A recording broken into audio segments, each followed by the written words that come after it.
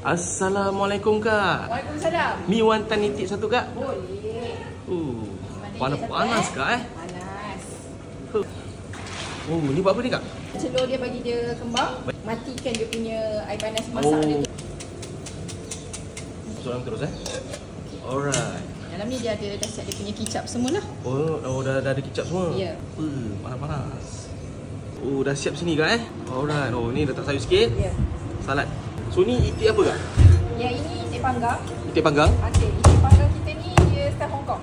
Oh, Chinese Hong Kong style, Chinese style Kak Kita punya mi wantan pun style Hong Kong. Oh, baik. Ni memang rare lah Kak Ya.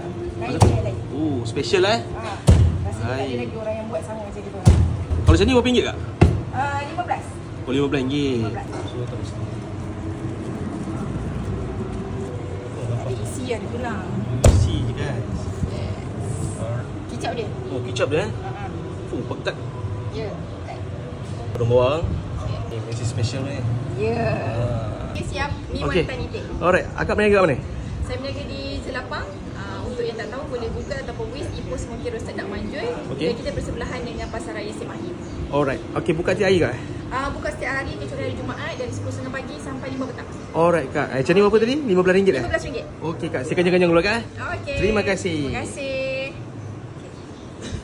Okey, yang ini apa ni, Kak? menu baru kita orang. Menu baru Kak Okey, Nyonya Kari Laksa. Apa?